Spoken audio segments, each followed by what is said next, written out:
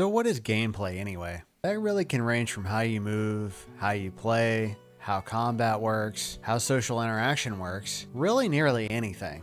Since gameplay can be broad, I've decided I'm going to define it as mods that give you something to do.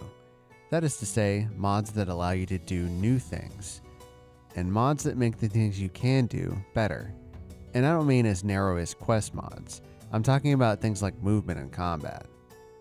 I've decided in this gameplay video, I'm going to need to focus on combat and movement, with a large list of odds and ends that make minor things better. And I'm not even including a list of mods that add spells. I might just make a separate video about that, since there are a ton of mods that just add spells, and I have a lot of them. So I would say it's been 1 week since you looked at me. About 7 months since I made something about this 4E209 mod list.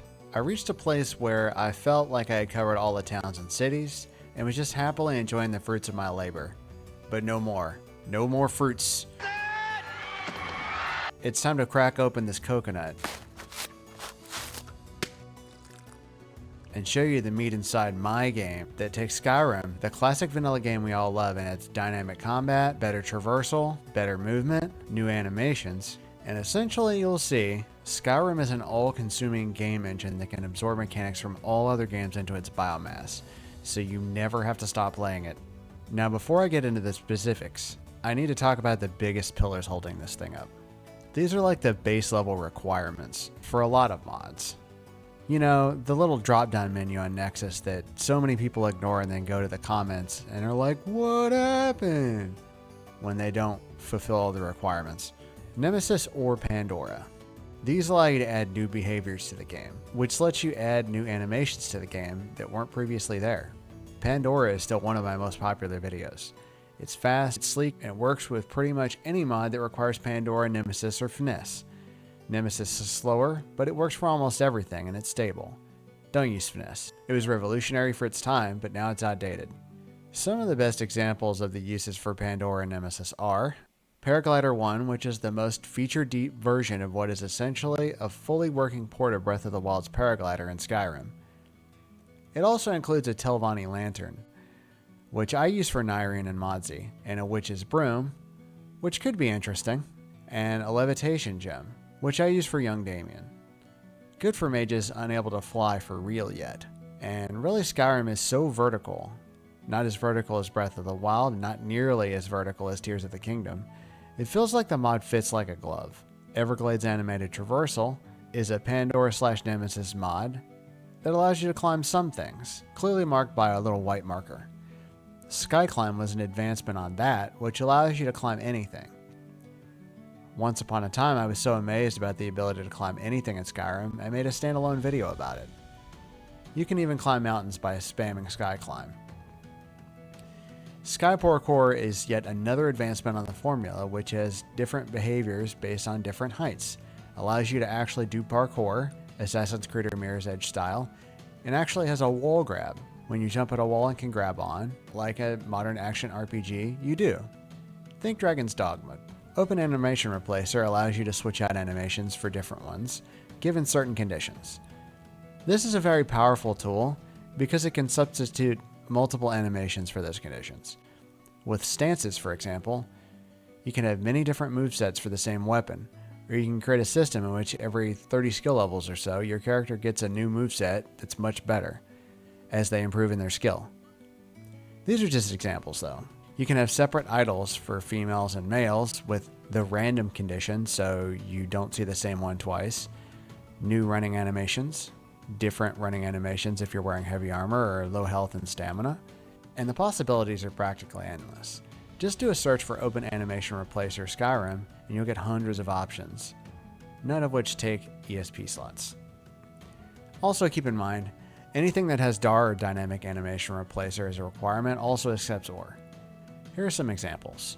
New dog animations, new troll animations, Everglades Conditional Idles, which has shivering cold animations, injured, modesty, fatigue, faster get up, Everglades Clamber, which gives you different animations when going upstairs or uphill, spooning when you lay in bed, blind people have different animations, female animations for female orcs, about 1,000 add-ons for female idols, and about 100 add-ons for male idols. Sorry dudes, people like to see women stand around more. Better sitting animations, you're all sitting on their thrones better, cooler jumps, get flung in different multiple ways by Whirlwind Sprint. And now since I've talked about both adding new animations and replacing them, I've talked about all the requirements for MCO and BFCO, which I've been using for about a year now. They work by replacing the attack animation with MCO attack 1, 2, 3 through whatever, the highest I've seen is 9, to change Skyrim's floaty combat into a more action RPG combat with attack commitment and distinct attack chains. It's not for everyone, but I really enjoy having to think tactically and methodically approaching combat instead of just swinging away until all of my enemies are dead. The difference between the two mods is that BFCO has built-in support for enemies. They will automatically be able to use your movesets if you allow them to. And it also has built-in underwater and jumping animations. But you have to convert MCO files to BFCO files. Not that it's hard. There's a way to automate this process, but it does take some tinkering, like all Skyrim modding. MCO has Scar as an add-on that allows enemies to use your movesets, and you have to add the jumping and underwater animations yourself. Bonus to MCO, though, is that it has a dodge mod that's made for it. It has a step dodge and a roll dodge. You might be one of those people who are like, I don't want Souls combat, and that's okay. You're entitled to mod the game to whatever you want it to be, but most modern games have similar setups. Monster Hunter, Elden Ring, Dragon's Dogma, the Witcher series, the list goes on. The best thing is, you can most likely find a moveset from one of those games that somebody's already made for you. You might say, I saw this animation, and I don't want my Skyrim to be an anime. Well, alright, there are enough movesets that you don't have to do that. For Honor is a good example. In Elden Rim, they really have that warrior hitting things aesthetic, and you're free to create an ore file that slowly graduates your character from Unga Bunga hit stuff with stick to anime protag. Honestly, if you don't like MCO and you like Skyrim's vanilla combat, you should try CGO, Combat Gameplay Overhaul, with precision, which I'll talk about later. It lets you angle your attacks and has a built-in dodge. It's still a little floaty, but it's got good bones. I'm not going to get into the individual movesets for MCO because there are hundreds. You can mix and match lots of them. Also, what's really cool is for new weapons like spears and whips and things, there are movesets for them too. Even though they're considered like great swords, and both staffs are considered great swords. Yeah, you can assign different movesets to the same class of weapon, but have your movesets be different. I'm not going to go into the individual movesets for MCO. That would be its own entire video, to be honest. But I do want to mention Elden Rim. It's what I use. It not only adds a baseline moveset for every weapon type, it also adds a power system of special moves that really benefit melee characters. If you don't want to end up using most of the powers, I mostly don't, it has a built-in refresh slash that gives you a little stamina back, which also functions as an animation cancel and can throw enemies off balance. I find it really benefits heavy weapon users, like Circuit here with his hammer. Alright, here's some other revolutionary independent mods. I use Ordinator for perks. I suggest no matter what, use a perk overhaul because so many of the perk trees for Skyrim are, to put it lightly, hot garbage. Like lockpicking, for example. Everything on this tree makes you better at lockpicking, but it's completely invalidated by the skeleton key. Ordinator's version of this gives you extra abilities, like making it easier to lockpick for one thing, but also giving you the ability to like hack constructs, which is pretty cool. An alternative is Vokrai, which is a little bit more low power, Path of Sorcery, which is magic focused, Adamant, which is just a different take on perks and by a different guy. Vokranator Black combines all the major perk overhauls, but I've never been able to get it to work. Also, it takes like 5 slots. Really, I'd say I use a mix of Inaisiason's mods. I can never say that correctly. Which includes Ordinator, Growl for wolf perks, and Sacrosanct for vampire perks, and Simon Megasis mods, even though they're not meant to work together. which includes Mysticism and Mysticism 2. I noticed I've downloaded a lot of his mods and tend to just look at them, find out they do something I'm kind of meh about, and then I delete them. All right, Precision by Ershin. Get this, was reverse engineered from a VR mod. It was called Plonk.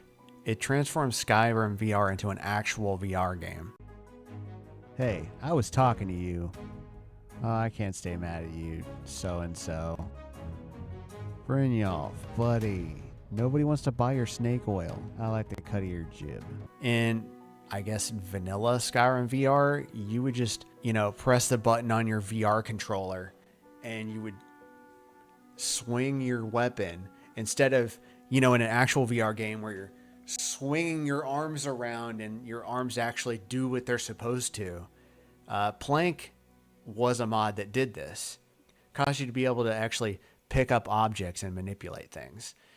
And so anyway, Ershin reverse engineered this and we got Precision, which makes it so in flat Skyrim, which is what the VR guys call our type of Skyrim, when your character swings, he'll actually hit the thing that his weapon would hit instead of just a frontal cone in front of you. It makes it really a lot better to do combat. Like, you can tell where your opponent's hitbox is instead of just a cone in front of you, so you can actually avoid it with dodges, which is pretty cool. It's nowhere near as cool as VR, which I don't have the inclination to actually play in VR, but it is really cool. So anyway, makes combat feel more real. Another one, also by Ershin. Another one. True Directional Movement and True HUD. It simply gives your character a 360-degree rotation like in any normal modern RPG, rather than Skyrim's always face-forward style that they've been doing since Morrowind. I much prefer this for third-person interactions. I forgot to mention Ershin was also the one who created Open Animation Replacer, way up there. Him and Power of 3 are basically the two-stop shop for revolutionary mods that change the entire game. I would just say downloading anything by Power of 3 is a good move, and you should probably grab everything he did classified as a fix. But Rapid Fire, Spellpark Item Distributor, Keyword Item Distributor, Base Object Swapper, Anim Object Swapper, Console++, Photo Mode, Save Unbaker, Dual Casting Fix, Grab and Throw. Alright, this is not gameplay anymore. Gotta get back on track. Proteus allows you to customize a lot of stuff about your game, most of which can be achieved by console commands, but it's really convenient to have it all grouped together. But the biggest draw, and why I never leave this out of my load order, Proteus allows you to save your character and summon your character in your other games. I've made extensive use of this in my videos. I also did a whole video about this. You can check that out if you feel like it. Survival mods in general I like the idea of, but honestly I tend to just turn them off after like 20 minutes. Because it gets annoying having to take care of your characters, eating, sleeping, drinking, their bowel movements, whatever. When I do use it, I use Sunhelm, because it's pretty lightweight. I do keep Campfire on though, for the ability to build fires and tents, and sleep under the stars. I use Hunterborn for skinning and hunting, even though simple hunting overhaul is probably better and it's newer. I also use a gaggle of fishing mods, including fishing anywhere with water and simple fishing overhaul, because sometimes just living off the land is fun, even if you don't have to. Honestly, fishing is one of the more boring parts of any game that has fishing, but I don't know, it's fun sometimes.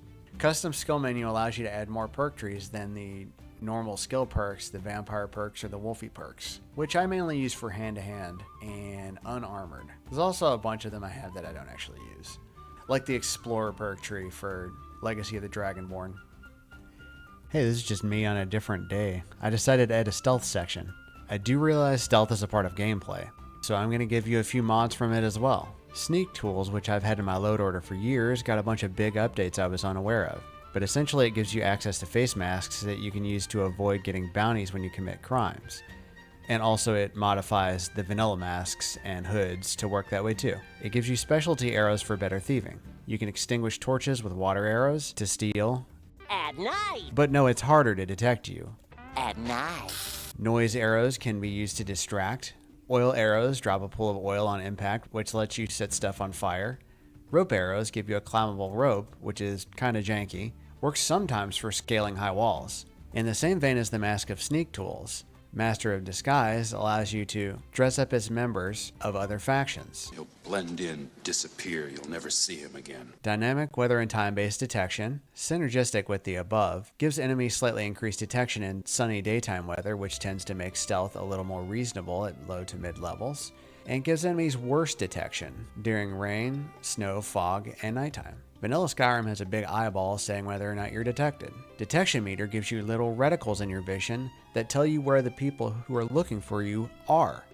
Alright, now that this is devolving into just a list of random things, here are some odds and ends for you. Skyrim Skill Uncapper allows you to set the caps higher for your skills. Duh. So you can keep growing beyond 100. I have a bunch of mine that are capped at 125. This both makes the skills more powerful. You can set the limit at which it actually adds to your attack power, but it also allows you to continue leveling up, which is really nice. So you don't have to branch out, I guess, at later levels. Like, you want to have a two-handed warrior that uses heavy armor and uses one type of magic maybe, and has speech and blacksmithing. And you never have to leave those trees. The bad thing about vanilla Skyrim is that you will probably have to legendary those skills many times, and then you just forget everything you know about the skills. Skyrim Skill Uncapper also allows you to set the skill level that it sets your skill to after you legendary. I have most of mine set at 50 so that they're not completely worthless. Because of all my speech mods, I tend to legendary speech a couple of times, just because I can raise it pretty quickly. Alright? Object Impact Framework is basically the definition of odds and ends. It makes it so mod authors can add custom effects upon activating, hitting, throwing an item, etc., or having weather affect them. It's a pretty wild and open idea, and there are only a handful of mods that use it so far, but they're things like breaking locks with attacks, building campfires with fire spells, putting out campfires with ice spells, cutting wheat, plants, and food with your weapons just by swinging at them, and cutting down trees by swinging at them, which is pretty cool. That would be really good for a survival playthrough. Better jumping is a mainstay in my load order. It simply lets you change the height of your jump. Enables running jumps, which I totally forgot was a thing you couldn't do in vanilla Skyrim, and lets you give yourself a double jump or beyond, which, not realistic, but I think it's cool. Pseudoloaddoors is a pretty new addition to my load order, but it's pretty fantastic. It means when you have a way to pass over the walls of a walled city with a load door, you can just pass over the wall to enter the city. It'll give you a "you were entering this city," like Whiterun or whatever, message, and then you just zone in. Easy peasy. I would suggest checking out a lot of the odds and ends Andreelfus has made, the author of Pseudoloaddoors. Some of which I use are conversation level speechcraft, sprint swimming, various quest and CC tweaks and fixes. He's got over 200 mods that add small, cool tweaks to the game. Dynamic Activation Key by JSerpa just lets you do something different with an object by pressing Shift when activating it. What I mostly use it for is Simply Knock, Take a Peek, Immersive Interactions, which lets you pet animals and applaud for bards, and it has an add-ons collection. Coincidentally, my power attack modifier is also Shift, because in order to use MCO, you need to have separate power attacks, or something that does something similar, like Occupam. And really, that's all I have for gameplay. I know I probably missed plenty of stuff, and you can serenade me in the comments with your essential gameplay mods. Maybe I'll even make a gameplay 2 video. Seems reasonable at this point, because it's kind of hard to define gameplay, and I have 1,800 mods, a lot of which are tiny tweaks. I do plan on making that NPC video eventually, probably next in this series, but since this was 7 months from the last one, who knows? And a magic video, because I said I would. If you like my visuals, check out my big playlist of nearly 200 videos that have a storyline all the way through it. And that is that for today. Mod your game to be whatever you want. Skyrim actually looking like it's mugged several other games in a dark alley at this point. So long, and thanks for watching.